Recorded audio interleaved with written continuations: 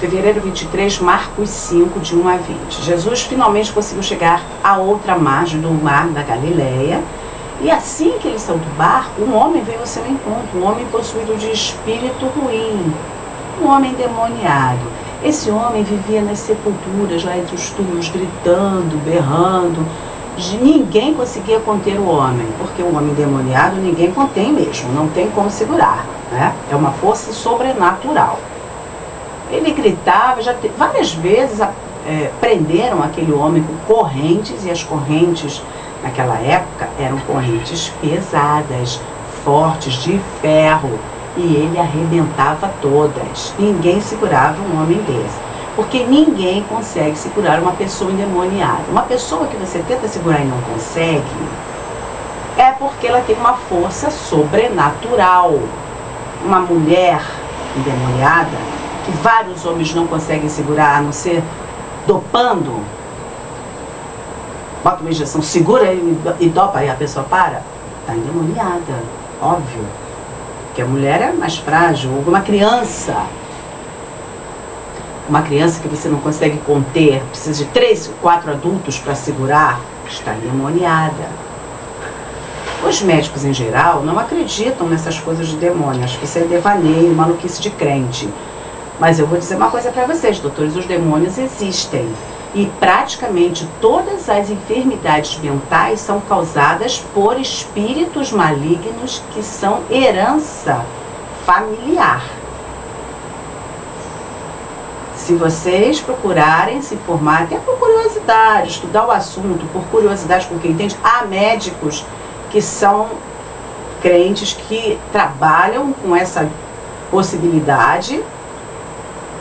Vocês podem aprender muitas coisas que vão até fazer entender certas coisas que vocês não conseguem entender, porque a medicina, ela não consegue compreender, não sabe explicar a origem das doenças mentais, a origem das síndromes, não sabe explicar.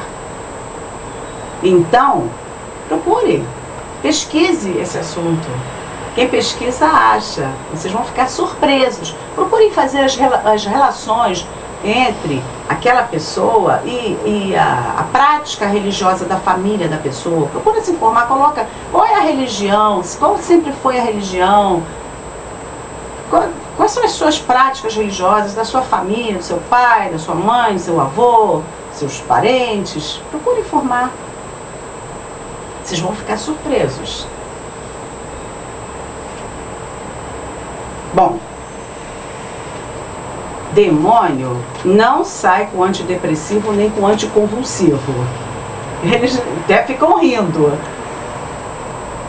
Ele só sai com oração e jejum. Eu acho que todo hospital que trata de pessoas que têm problemas mentais deveria ter um grupo de crentes especialista nisso, só para ajudar a fazer a parte espiritual da história. Seria até interessante, viu? É uma sugestão que deveria ser até considerada, porque ajudaria bastante. Bom, esse homem vivia pelos cemitérios, claro. Demoniado só vivia pelos cemitérios mesmo. Gritando e se ferindo com pedras. Tipicamente de pessoa endemoniada, ficar se ferindo. Porque o demônio, ele quer destruir a pessoa completamente. O objetivo é esse. Ou destruir os outros que estão ao redor. Quando de longe ele viu Jesus, correu para ele e o adorou. Adorar é reconhecer a autoridade. Para um demônio reconhecer a autoridade de um ser humano, é difícil, viu? O demônio não se prostra assim diante de qualquer um, não. É difícil isso acontecer. É porque ele reconheceu que Jesus realmente era o Filho de Deus. Ele ainda falou assim: o que há entre mim e ti, Yeshua, Filho de Deus Altíssimo? Ele sabia, os demônios estavam sempre dando testemunho de que Jesus era o Messias. E Jesus até falava: não, cala a boca, não fica falando isso.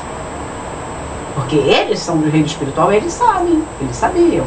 Eles sabem quem é de Deus, quem não é. Eles sabem direitinho. E eles reconheceram a autoridade dele e falaram para ele: que há entre mim e ti, Yeshua, Filho de Deus Altíssimo? Eu te imploro, não me atormentes. Demônio implorando. Isso aí é uma coisa inédita, não existe. Os demônios sempre, eles detonam, eles não imploram coisa nenhuma, né? E enquanto as pessoas pensam que os demônios não existem, eles fazem a festa. Claro. Então você pensa não tem inimigo, o inimigo deita e rola. Jesus falou, qual é o teu nome? Ashimra. A resposta, legião, porque somos muitos. Uma legião romana tinha entre 3.000 e 6.000 homens. Portanto, esse homem tinha, no mínimo, 3.000 demônios. Por isso que ninguém conseguia segurar. Não há como segurar 3.000 demônios? Não há. Nem quando. Por favor, não nos mande para fora do país. Olha o pedido que ele faz para Jesus. Não nos mande para fora do país. Por que será que o demônio pediu a Jesus para não mandar eles para fora do país? Sabe por quê? Porque no reino espiritual as coisas têm ordem e hierarquia. Cada país tem o seu demônio-chefe. Certamente aqui, se ele saísse do país dele e fosse para o outro, ia dar bode, ia dar problema. Então ele falou, não, deixa a gente por aqui mesmo, tira a gente do homem, mas deixa a gente nesse país mesmo. Porque se vocês forem estudar essa matéria, vocês vão aprender que eles são super organizados. Existem os demônios, assim, o chefe de cada país, existe o chefe de cada estado, o chefe de cada cidade e o chefe de cada casa. Tem os demônios do país, do estado, da cidade e da casa. Todos eles já determinados onde é que eles vão ficar. Para eles falarem, não nos expulse desse país para fora do país, é porque eles estavam com medo de ir para outro país. Deve ter algum problema, sair de uma região e ir para outra. A gente deduz isso, obviamente, senão eles não iam pedir, não nos mande para fora do país. Eles são organizados. Toda casa tem espíritos malignos. Toda casa, todas. Por isso que antigamente eles tinham aqueles ídolos do lar. E até hoje, muitas casas, se você olhar, você vai ver, muitas casas comerciais têm uma imagem lá, como se estivesse tomando conta daquilo ali, para proteger dos espíritos do lar. O espírito daquele lugar ali. Se bem que o efeito é contrário, eles não sabem, né? Mas eles pensam que aquele ídolo, aquela imagem vai protegê-los do espírito do lar. Porque eles existem, viu? Acredite ou não, eles existem, independente da sua crença. Por favor, não nos mande para fora do país. E Jesus consentiu. Olha só o que aconteceu.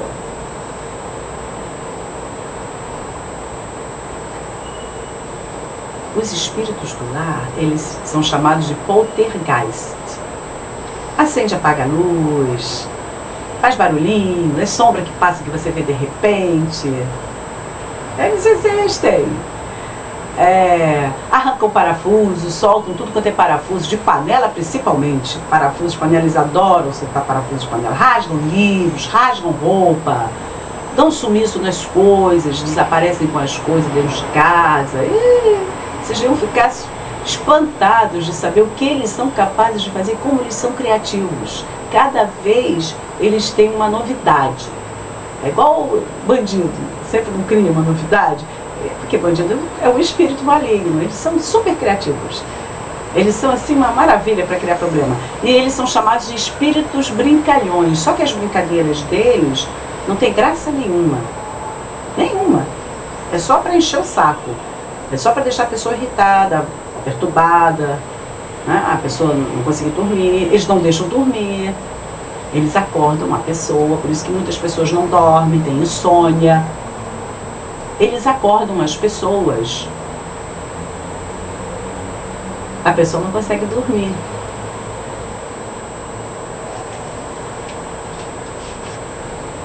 Bom, perto dali havia uma manada de porcos. Eles disseram para Jesus, os demônios do homem, manda-nos para os porcos, que é lugar apropriado para demônio, né? Porco. Jesus consentiu. Ele deixou. E os espíritos maus saíram do homem e entraram nos porcos. Por isso que a gente fala, esse cara é um espírito de porco. Espírito de porco são esses espíritos muito bonzinhos, maravilhosos.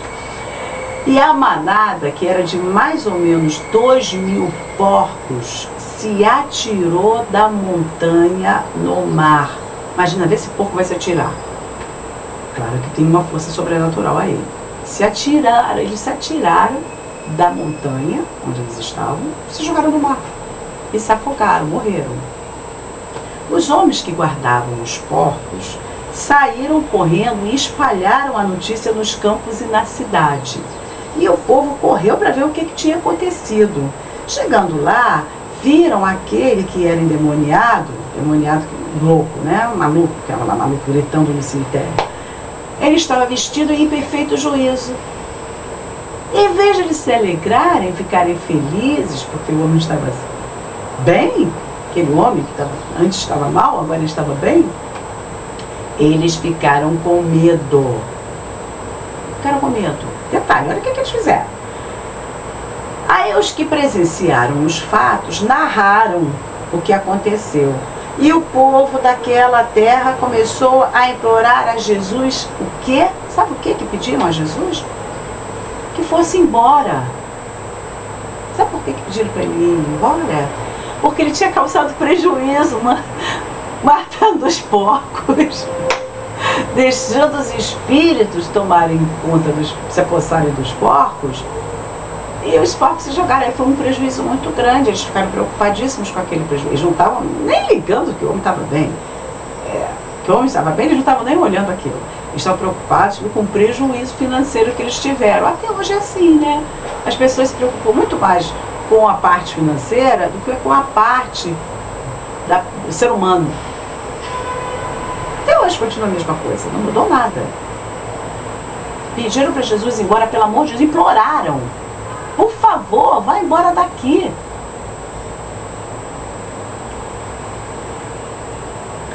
Eles não se incomodaram, não. Nem deram importância ao fato que aquele homem maluco ficou bom.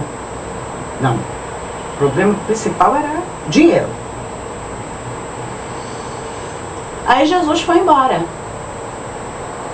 Devia ser grande a pressão, né? Quando ele entrava no barco, o tal homem pediu a ele que o deixasse acompanhá-lo, mas Jesus não deixou. Ele deveria ficar ali e dar testemunho aos outros do que havia acontecido com ele. Vai para a tua casa, para os teus, anuncia-lhes tudo, quer dizer, conta para eles, propaga, divulga o que aconteceu, o que Adonai te fez, o que o Senhor Deus fez a você e como ele teve compaixão de ti. Olha como Jesus falou, não foi ele, Jesus, que fez, foi Adonai, foi o Senhor. O Senhor teve compaixão de ti, o Senhor te curou, te libertou. Conta para todos, conta para os teus, para tua família. Então o homem foi e começou a proclamar tudo o que Jesus fizera e todos se admiravam.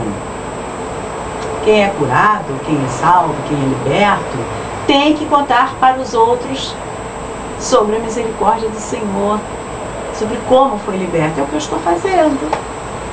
Eu fui liberta, fui curada, fui salva. Eu estou divulgando. Graças ao perdão e à misericórdia e ao amor de Deus através de Cristo Jesus. Aleluia! Glória a Deus! Eu fiquei muito feliz.